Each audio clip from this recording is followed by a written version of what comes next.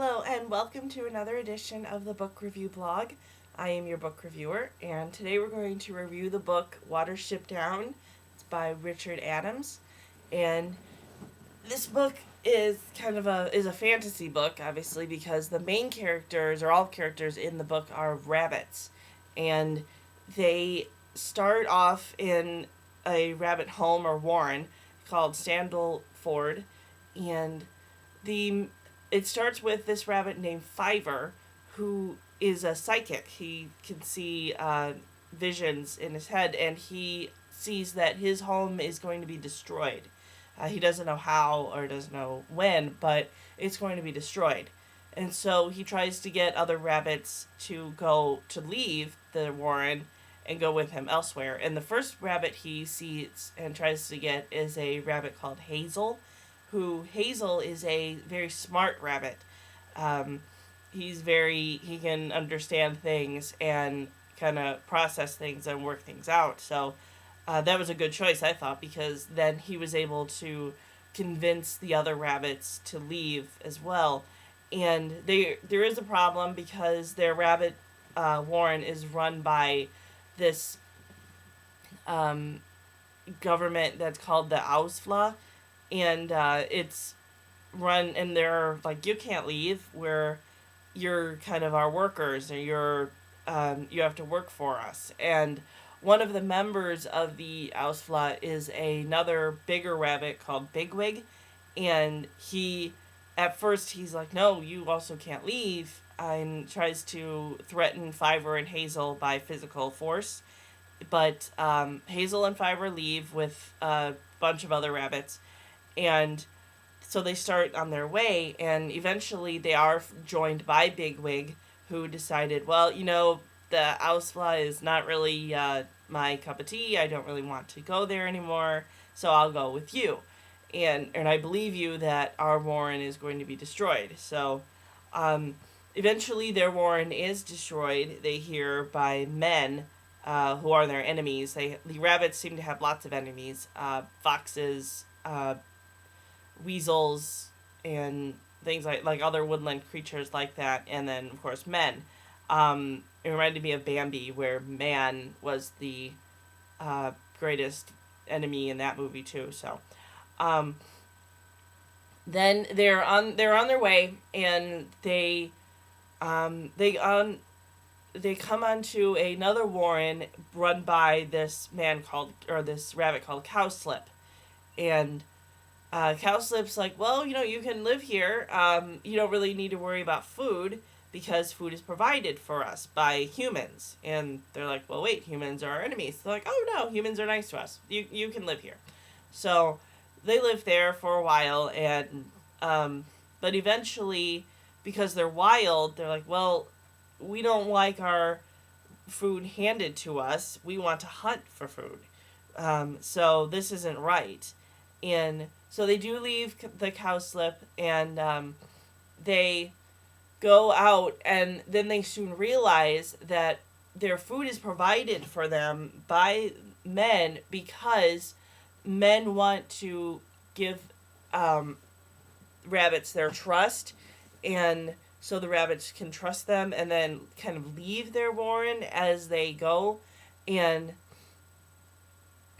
what Fiver and Hazel realize, and the other rabbits in their little group realize, is that along the outside of Cowslip's warren are rabbit traps, or snares. And so Bigwig actually gets caught by one, and Fiver and Hazel run to Cowslip and say, help us. And they're like, no, we're not going to help you. You're dead. You're doomed.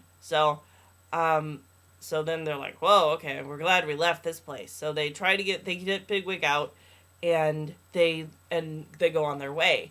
So along their way, they realize something that I was kind of realizing all through the book, because the Fiver, Hazel, and the group of rabbits that they are with are all male, and in the Cowslip's one, they're all male too, so, or at least the ones that they mention are all male.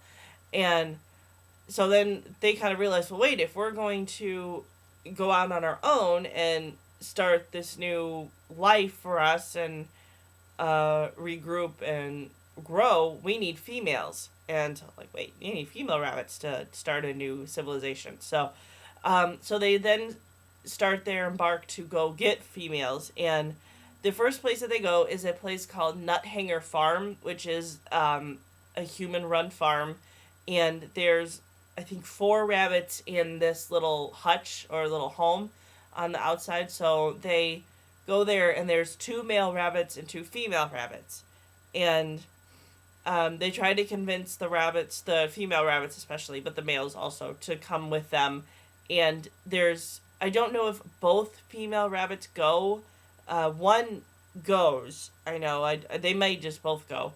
And also one male rabbit might go. But there's also danger there because there's a dog and a cat who are also enemies of rabbits. So, and along with humans, but they don't really usually have contact with humans there. But they end up getting them, and so they go on their way to this place called Watership Down, which, of course, is where you get the title for the book.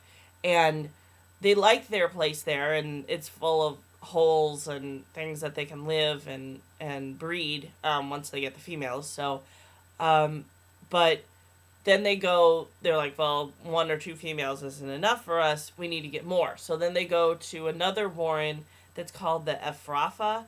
And that's like a whole interesting government-run rabbit home, because the Efrafa are they're run by much bigger rabbits than the Sandleford warren was run. And so Bigwig decides to go undercover because Bigwig is a big rabbit, and they're like, well, so he goes undercover in this Efrafa to try and get the females, and they trust him. And one of the things I have to mention about the Efrafa warren is that they have a strict schedule on eating. The rabbits of Watership Down and the Sandleford really were like, well, you can just kind of eat when you want to eat. Just go and hunt or eat. But these rabbits of Efrafa are like, you are scheduled to eat either in the morning or the evening. And the way that they tell which rabbit is which is by scratching their leg. And it's kind of bloody and things like that. But so they know that if you're a morning rabbit, your scratch mark is on the left or something like that. And then if you're an evening rabbit, it's on the right, or vice versa. And so eventually Bigwig does convince some female rabbits to leave, and action ensues where there's fighting and things like that. These are very violent rabbits, and so that was something I didn't know before, which was also, well, I'm sure rabbits fight in the wild, but that was part of the fantasy of this book.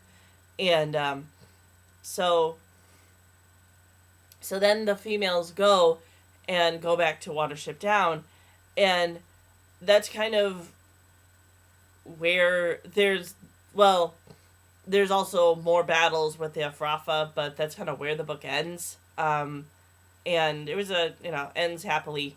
And there's a language issue in this book, because the rabbits have their own language, and I kind of said it. The Efrafa and the Ausfla is the governments, and then they have language for their eating and other enemies and things like that. So what's good about it is that there is a dictionary at the end, or a glossary, so you can actually, if you come across a word you don't know, possibly, then you can find it in the dictionary, or the glossary at the end. So yeah, that's what I liked about it, because, again, looking at the words, I didn't know what they were. That's it for the review. My next book that I'm going to review is the book called Glass by Ellen Hopkins. If you remember my Crank review that I did a while back, this is the sequel to it. I think I described in the Crank one that there's 3 books in this series. This is book number 2.